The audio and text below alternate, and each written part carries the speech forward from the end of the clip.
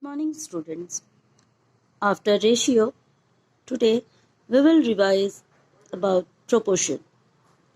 So, first of all, we will see here A, B, C, D. So, suppose A, B, C, D are in proportion. So, it means they will be in proportion if A is to B is equals to C is to D. Means the first two terms ratio, if it is equals to third and fourth ratio, then we can say A, B, C, D are in proportion.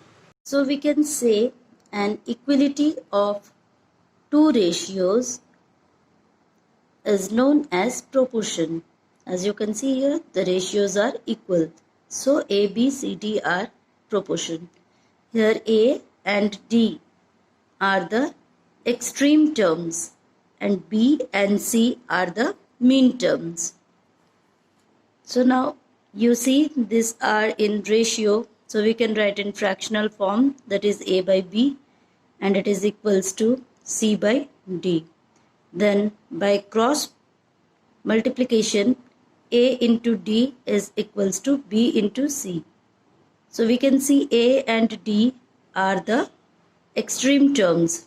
So here we can write product of extreme, and it is equals to, now you see B and C.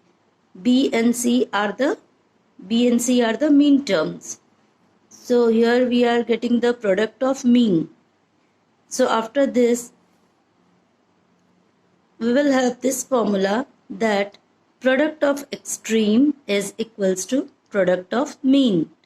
So we also can check if the product of extreme is equals to product of mean, then the terms are in proportion, means their ratios will be equal.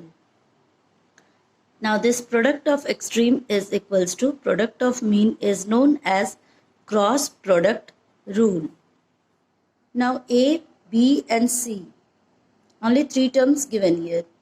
So A, B and C are said to be continued proportion if A is to B is equals to B is to C. So here B is continuing. A, B and again B, C. B term is continuing. Now let us take this example 749 and 343. You have to check whether they are in continued proportion or not.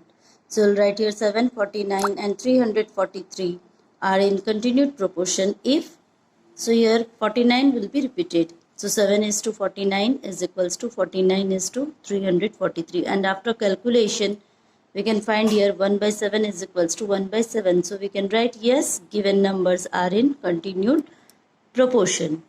Now let us see if you have to find out the third proportion, and it is given only 36 and 18. So we have to find out the third proportion. So we'll take here, let the third proportion is x. So 36, 18 and x. Now these are the three terms. So are in continued proportion. Hence 18 will continue here.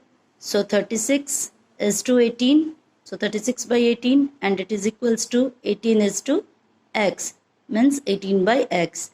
Now through cross multiplication we can find out the value of x, and we can see 36 into x is equals to 18 into 18, and x is equals to 36 will be divided here.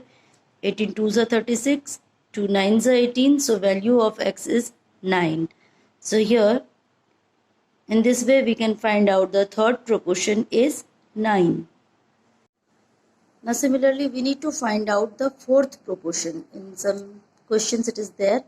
So let us find out the fourth proportion of given. Here three terms are given. So we will take here, let the fourth proportion is x.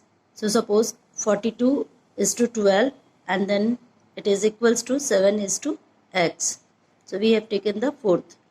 Now using the cross product rule we can show product of extreme. So 42 into x is equals to product of mean, that is 12 is to 7. And then here x is equals to this 42 will be here, and after simplification we can get here x value is equals to 2. So whenever you need to find out the fourth proportion, you have to take the fourth proportion as x, y, z, any variable, and then using cross product rule you can find out the value. Or also you can find out the value like 42 by 12 is equals to 7 by x. Through that also you can find out the value.